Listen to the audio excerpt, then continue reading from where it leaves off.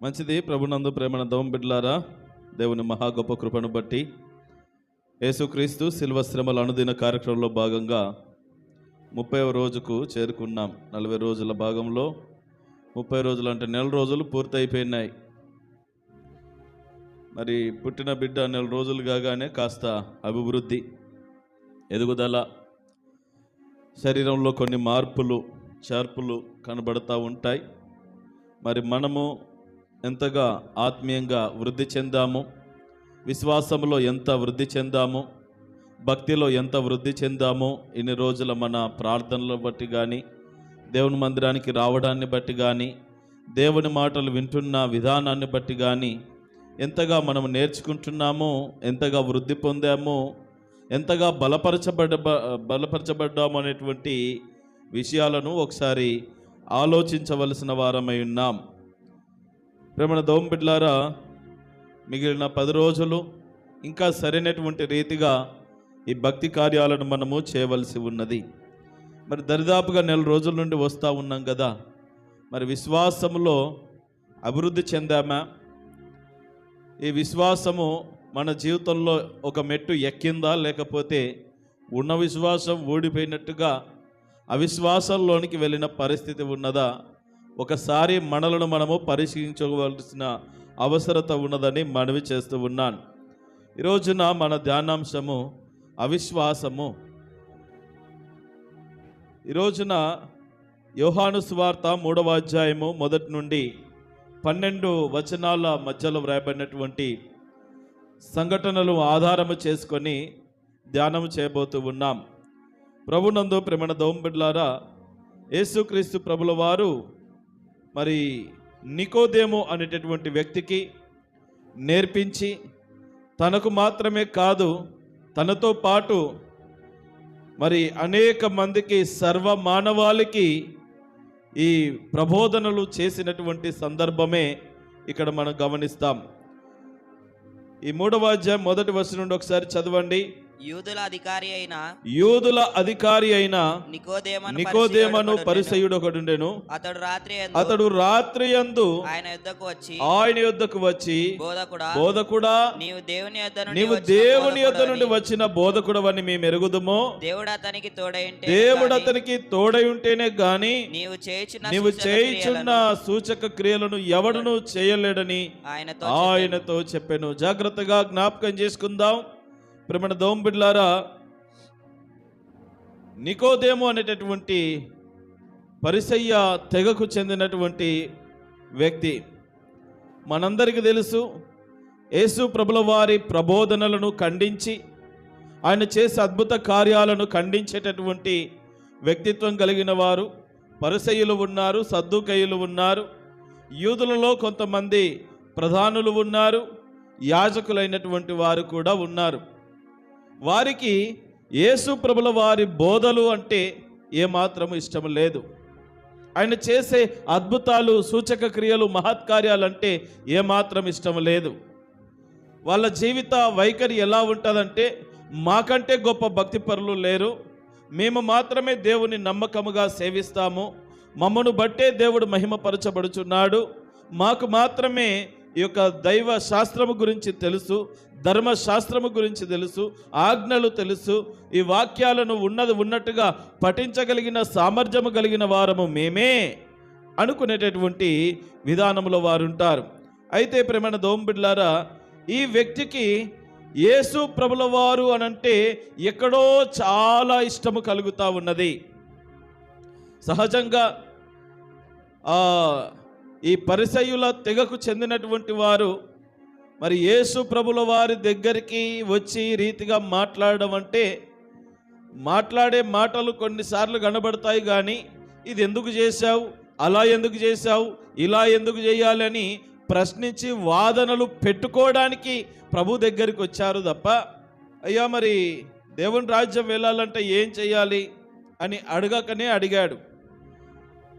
ప్రేమన దోంబిడ్లారా, యేసు ప్రభుల వారిని అడుగుతా ఉన్నాడు, నువ్వు దేవుని దగ్గర నుండి వచ్చిన బోధకుడవు అని నేను తెలుసుకున్నాను. మిగిలిన వారు తెలుసుకున్నారో లేదో నాకు తెలియదు, కానీ నీవైతే దేవుని దగ్గర నుండి వచ్చిన వాడవే, దేవుడు పంపిస్తేనే కానీ ఇలాగున అద్భుతాలు ఎవరు చేయలేరు, ఇలాగున స్వస్థతలు ఎవరు చేయలేరు, ఇంత చక్కగా బోధించడం ఎవరు కూడా చేత కాదు. ఈ రీతిగా పరలోక సంబంధమైనటువంటి ఆ మర్మాలను మాకు తెలియజేస్తున్నావంటే నువ్వు ఒక ప్రత్యేకమైనటువంటి దైవ కుమారుడవని నేను అర్థం చేసుకుంటున్నాను ప్రభువా అని చెప్పినప్పుడు యేసు ప్రభుల వారు అంటున్నటువంటి మాట, ఒకడు క్రొత్తగా జన్మించితేనే కానీ అతడు దేవుని రాజ్యము చూడలేడని నీతో ఖచ్చితంగా చెప్తా ఉన్నాను అని అన్నాడు. మొత్తం మీద ఈ నికోదేముకు ఎలాంటి ఆసక్తి ఉన్నది అనంటే దేవుని యొక్క రాజ్యము ఎలా చేరుకోవాలి, దేవుని యొక్క సన్నిధికి ఎలా వెళ్ళాలి అనేటటువంటి తపన కలిగి ఉన్నాడు.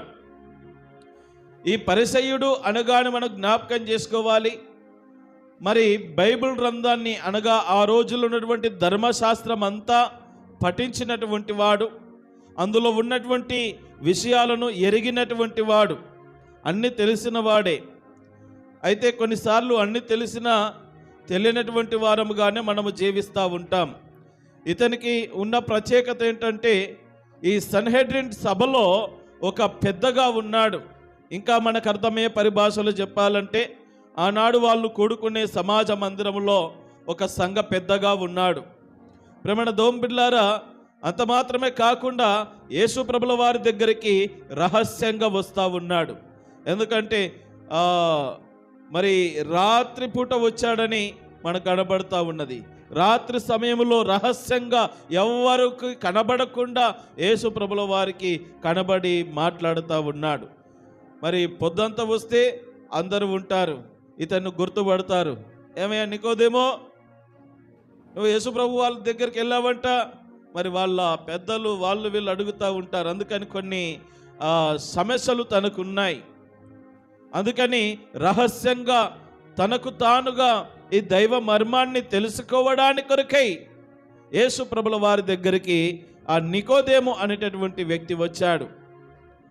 ప్రభువా, నువ్వు మామూలు వ్యక్తివి కాదు, నువ్వు దేవుడి కుమారుడవని నేను గుర్తిస్తూ ఉన్నాను, దేవుడు నీకు తోడుగా ఉన్నాడు, అందుకని ఈ గొప్ప కార్యాలు నువ్వు చేస్తూ ఉన్నావు, మేము చూస్తూ ఉన్నాం అని చెప్పినప్పుడు, సరే నువ్వు అడగాల్సింది ఏంటయ్యా, అసలు ఏం కావాలి నీకంటే నిత్య జీవం గురించి చెప్పవా?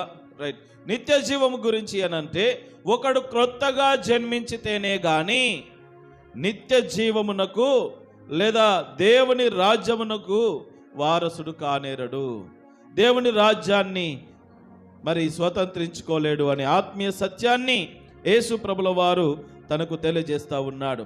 ఇక్కడ క్రొత్తగా జన్మించడం గురించి మనం జ్ఞాపకం చేసుకుంటే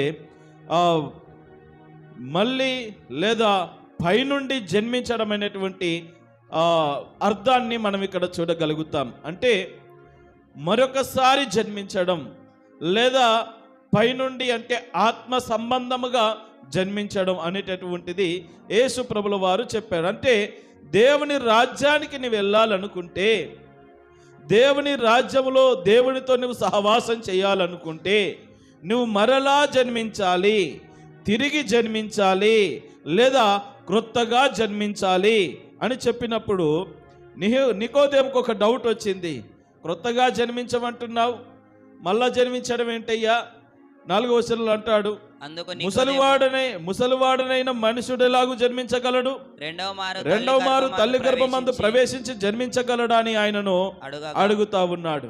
ఎలా జన్మిస్తారయ్యా? క్రొత్తగా జన్మించాలంటున్నావు, ఆల్రెడీ జన్మించాం కాబట్టి ఇలా బ్రతుకుతా ఉన్నాం, ఇప్పుడు ముసలోడిని అయిపోయాను, తన గురించి తానే చెప్పుకుంటున్నాడు. ఈ పరిస్థితిని బట్టి ఆయన ముసలివాడని కూడా మనకు అర్థమవుతా ఉన్నది. మరలా ఈ ముసలోడు తల్లి గర్భమునకి ఎలా వెళ్ళగలడు, ఎలా మరలా పుట్టగలుగుతాడు, ఇది ఎలా సాధ్యము ప్రభువా అంటున్నాడు. ఇంకా బలబెలగట్లేదు ఆయనకు. యేసు ప్రభుల వారు చెప్తున్నటువంటి మాటలు ఇవి చాలా లోతైనటువంటి, ఒక మనిషి అర్థము చేసుకోలేనటువంటి మర్మయుక్తమైన మాటలు కాదు. సింపుల్గా వారికి అర్థమయ్యే పరిభాషలోనే చెప్తా ఉన్నాడు. ఆయనకు అర్థమైనటువంటి వివరణాత్మకమైనటువంటి విధముగానే మాట్లాడుతున్నాడు తప్ప ఇంకో మర్మయుక్తంగా మాట్లాడడం లేదు. కనీసంగా మనసు పెడితే, బుర్ర పెడితే ఆలోచించవలసినటువంటి అర్థమయ్యేటటువంటి సంఘటనలే. ప్రేమణ దోమ బిడ్డలారా, జ్ఞాపకం చేసుకున్నట్లయితే అంటా ఉన్నాడు ఇక్కడ, క్రొత్తగా జన్మించాలయ్యా, అలా జన్మిస్తేనే దేవుని రాజ్యానికి వెళ్తారు అని చెప్పినప్పుడు, మరి ముసలివాడనై ఉన్నాను, ఎప్పుడు మరలా తల్లి గర్భానికి వెనక్కి పోయి మళ్ళా తిరిగి జన్మించడం ఏంటయ్యా, ఇది ఎలా సాధ్యము అని అంటున్నాడు. అప్పుడు యేసు ప్రభుల వారు అంటా ఉన్నాడు, ఒకడు నీటి మూలముగాను ఆత్మ మూలముగాను జన్మించితేనే గాని దేవుని రాజ్యంలో ప్రవేశింపడని నీతో నిశ్చయముగా చెప్పుచున్నాను. ఇప్పుడు యేసు ప్రభుల వారు అంటా ఉన్నాడు, క్రొత్తగా జన్మించడం అంటే ఏమి లేదయ్యా, నీటి మూలముగా ఆత్మ మూలముగా జన్మించాలి అని అంటా ఉన్నాడు. ఫస్ట్ చెప్పాడు, క్రొత్తగా జన్మించితేనే దేవుని రాజ్యానికి వెళ్ళగలుగుతామంటే ఆయనకు అర్థం కాలేదు నికోదేముకు.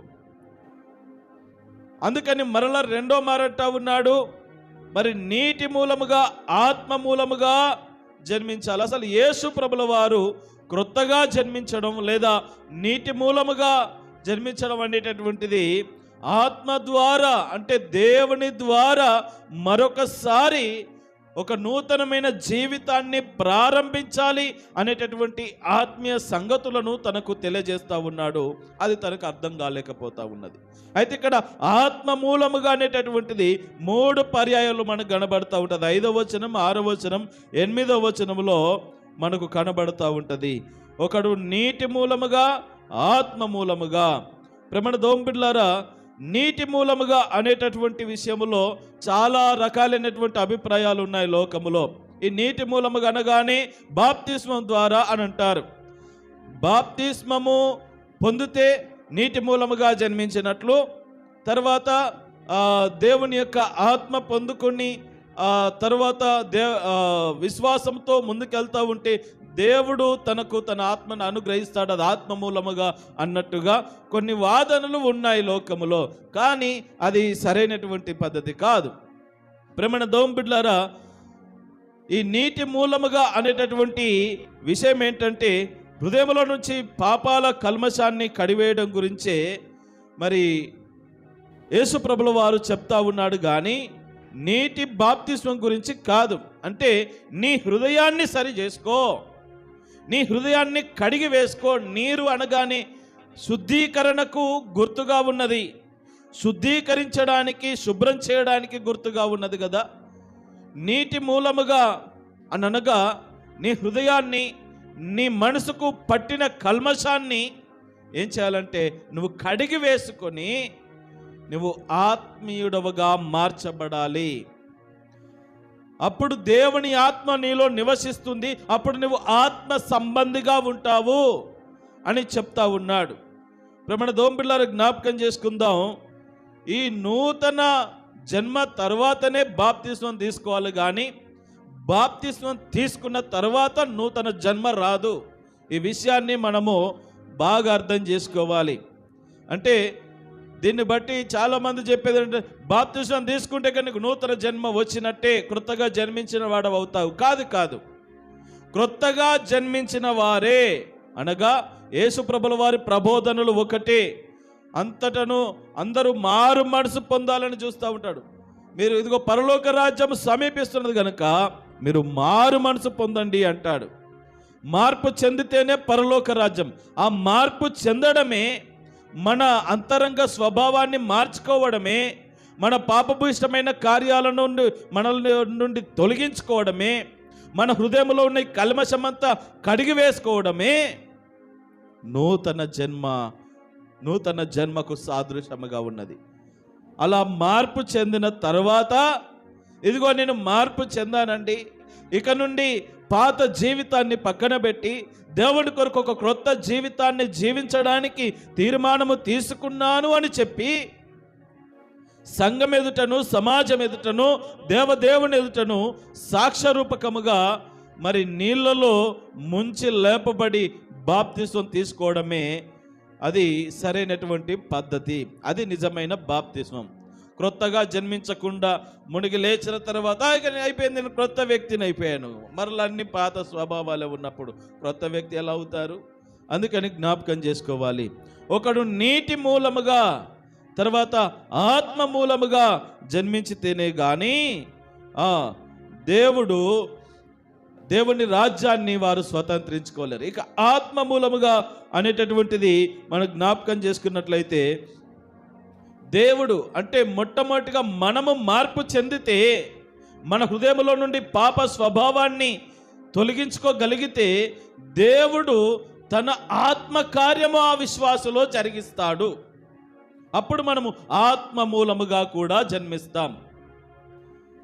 అంటే పరిశుద్ధాత్మ మనలో నివసించడానికి మన హృదయము యోగ్యమైనదిగా ఉంటుంది.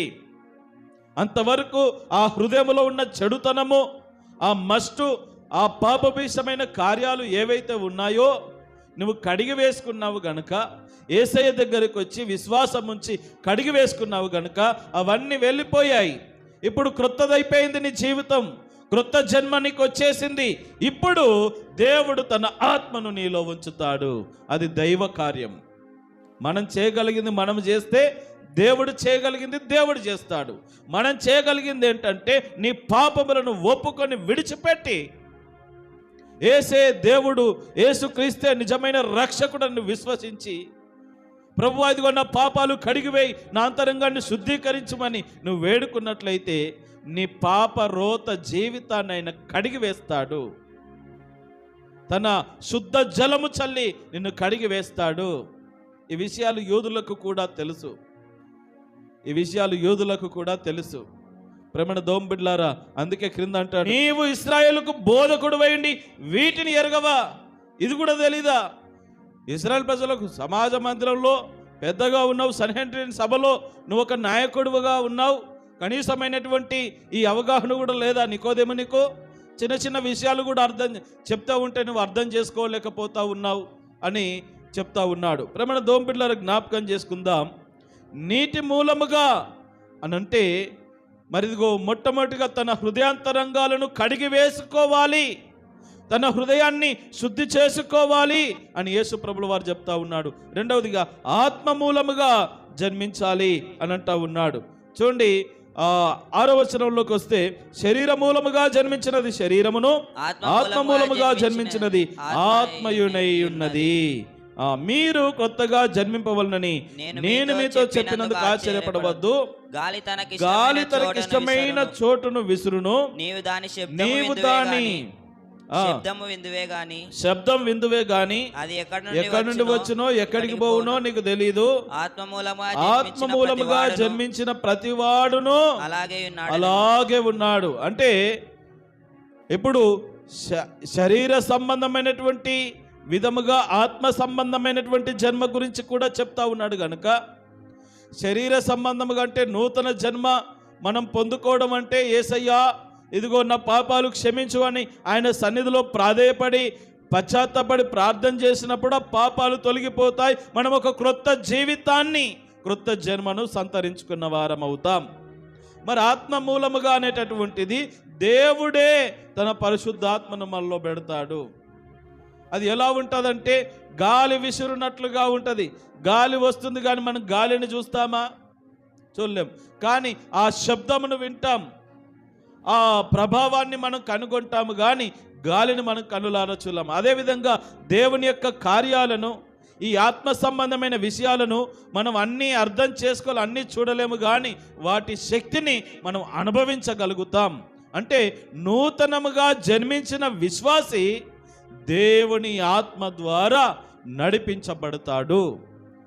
దేవుడు మనలో ఉన్నాడు అనేటటువంటిది ఎలా తెలుస్తుంది అనంటే ఆయన కార్యాలను బట్టి. గాలిని మనం చూడలేం, మనలో ఉన్నటువంటి దేవుణ్ణి మనము ఇతరులకు డైరెక్ట్గా కనుపరచలేం. ఇదిగో నాలో పరిశుద్ధాత్ముడు ఉన్నాడు చూడని డైరెక్ట్గా కనుపరచలేము, కానీ ఆ క్రియల వలన మార్పు చెందిన ఈ వ్యక్తి ఈ మధ్య కాలంలో చాలా చక్కగా ప్రవర్తిస్తున్నారండి. చాలా చక్కగా ప్రార్థన చేస్తూ ఉన్నాడు, ఎవరి జోలికి పోవట్లేదు, ఏ తప్పుడు అభిప్రాయాలు లేవు, చాలా చక్కగా బ్రతుకుతున్నాడు. ఇతడు దైవ కార్యాల్లో నిమగ్నమైతా ఉన్నాడు. ఏంటి, చాలా కొత్తగా కనబడతా ఉన్నాడు. ఇది ఆత్మ మూలముగా జన్మించిన వారి యొక్క లక్షణాలు.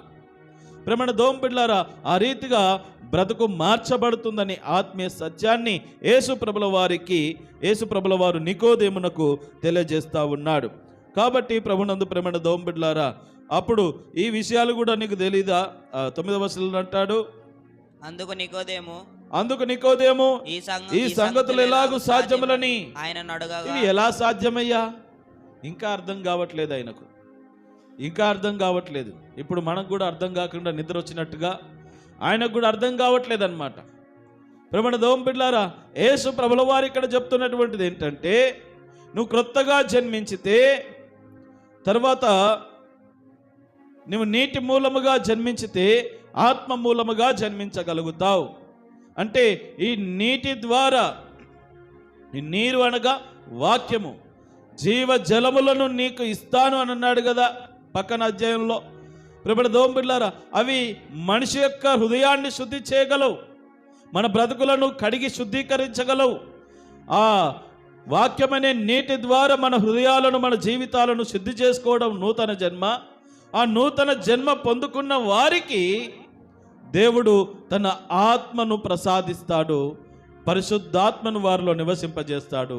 అది ఆత్మ మూలముగా జన్మించడం. మొదటిది సాధ్యపడకపోతే రెండవది సాధ్యపడదు. కాబట్టి ఈ విషయాన్ని మనం జ్ఞాపకం చేసుకోవాలి.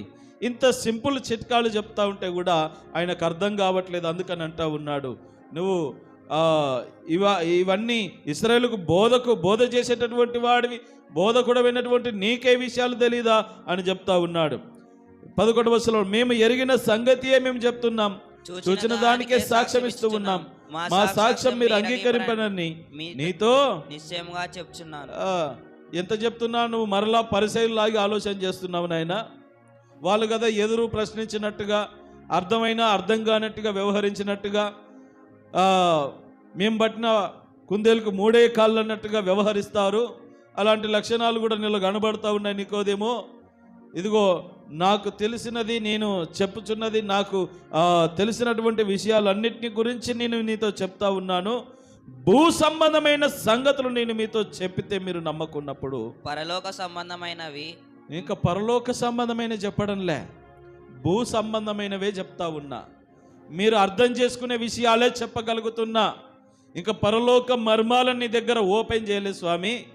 దీనికే నువ్వు తలాతును కలిగిపోతా ఉన్నావు, దీనికే నువ్వు నమ్మడం లేదు అంటే ఇన్ని చెప్తున్నా కానీ ఈ నికోదేములో ఏమి లేదంటే నమ్మకము కుదరడం లేదు, విశ్వాసం లేదు. అందుకే ఈ రోజున మన అంశం ఏంటంటే అవిశ్వాసం. ఇన్ని నేర్చుకుంటున్నా, ఇంతసేపు యేసు ప్రభుల వారు తనకు అర్థమయ్యే పరిభాషలో చెప్తున్నా, ఈయన ఒక ఇశ్రాయేలు, ఒక సన్హెడ్రిన్ సభలో బోధకుడుగా, ఒక మంచి ధర్మశాస్త్రము తెలిసిన వాడిగా ఉన్నటువంటి ఈయనకే ఈ చిన్న చిన్న విషయాలు అర్థం కావట్లేదు. ఇక ఆత్మ సంబంధమైన, పరలోక సంబంధమైన మర్మాలు ఎలా అర్థమవుతాయి? ఇక భూ సంబంధమైన విషయాలే మీకు అర్థమయ్యే పరిభాషలోనే చెప్తా ఉన్నాను నికోదేము.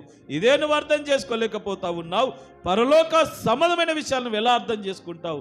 వీటినే నువ్వు నమ్మడం లేదు. ఈ చిన్న చిన్న విషయాలను నువ్వు నమ్మడం లేదు. అది ఎలా నమ్ముతావు నువ్వు? ఎందుకు నీకు ఇంత అవిశ్వాసము అని చెప్పి విశ్వాసము యొక్క ప్రాముఖ్యతను, నిత్య జీవం యొక్క ప్రాముఖ్యతను ఇంకా క్రింది వచనాల్లో చక్కగా వివరిస్తూ ఉంటాడు. ప్రేమణ దోంబిడ్లారా, జ్ఞాపకం చేసుకుందాం.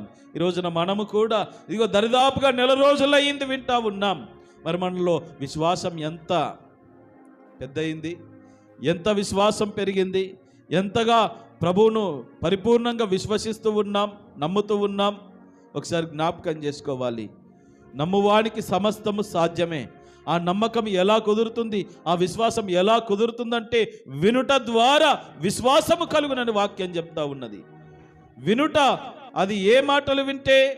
దేవుని మాటలు వింటే ఆ విశ్వాసం మనలో వృద్ధి పొందుతుంది, విశ్వాసం కలుగుతుంది, అది వృద్ధి పొందుతూ ఉన్నది. మరి ఆ విశ్వాసము మనలో ఎంత ఉన్నదంటారు? ఈ రోజున మనము అవిశ్వాసులము కాకుండా విశ్వాసులమై ఉండాలి. నమ్మితేనే మనము దేవుని మహిమ చూస్తాం. అపనమ్మకముతో ఉంటే దేవుని కార్యాన్ని చూడలేం, దేవుని రాజ్యాన్ని ఏ రీతిగా చేరుకోలేం.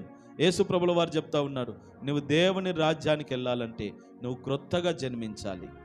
క్రొత్తగా జన్మించడం అంటే ఏంది ప్రభు అంటే నీటి మూలముగా, అంటే నీ పాపాలు నువ్వు కడుక్కోవాలి అది చెప్తున్నాడు. నీ పాపాలు నువ్వు గడుక్కుంటే దేవుడు నీలో పరిశుద్ధాత్మను పెడతాడు, ఆత్మ మూలంగా నువ్వు నడిపించబడతావు. ఇక నుండి నువ్వు క్రొత్తగా జన్మించినట్లయితే నీ ఇష్టం వచ్చినట్టు నువ్వు బ్రతకవు, ఆత్మ మూలముగా ఆత్మ చెప్పినట్టుగా దేవుడు చెప్పినట్టుగా బ్రతుకుతావు. అలా బ్రతికితే గనక, అలా జీవిస్తే గనక నికోదేమో నీకు పరలోక రాజ్యం గ్యారంటీ. ఇవి ఎలా జరుగుతాయి ప్రభువా, ఇంకా ఎలా అని అవిశ్వాసమే కనబడతా ఉన్నది. అందుకని చాలా అద్భుతమైన విషయాల కింద చెప్తా ఉంటాడు. అయితే మనము నికోదేము వచ్చిన ఉద్దేశం మంచిదే కానీ, నేర్చుకుంటున్న విషయాలు మంచివే కానీ విశ్వాసములో మాత్రము సన్నగిల్లాడనే చెప్పాలి. అవిశ్వాసం కనబడతా ఉన్నది. ఇంకా నమ్మడం లేదేంటి నికోదేము, ఇంకా ఎలా చెప్పాలి అని ఆనాడు యేసు ప్రభుల వారు నికోదేముకు చెప్పాడు. మరి రోజున నీకన్నా అర్థమైందా? నీటి మూలముగా అంటే నీ పాపాలు నువ్వు గడుక్కోవాలి, ఆత్మ మూలంగా అంటే నీ పాపాలు నువ్వు ఎప్పుడైతే కడుక్కుంటావో అప్పుడు పరిశుద్ధాత్మ నీలో కార్యము చేయడం మొదలు పెడతాడు. అప్పుడు మనం ఆత్మ మూలముగా, వాక్యం మూలముగా, వాక్యాన్ని బట్టి నడుచుకుంటాం. అది ఆత్మ మూలముగా జీవించడం. ఈ రీతిగా నీటి మూలముగా, ఆత్మ మూలముగా ఒక క్రైస్తవుడు జీవించాలి దేవుని కొరకు. అప్పుడు దేవుని యొక్క కృపలను, చివరికి ఆ దేవుని రాజ్యాన్ని మనము స్వతంత్రించుకుంటాం. అట్టి జీవితాన్ని, స్థిరమైన విశ్వాసము, నమ్మకత్వాన్ని దేవుడు మీకు ఎల్లరికి అనుగ్రహించి నడిపించునుగాక. ఆమేన్.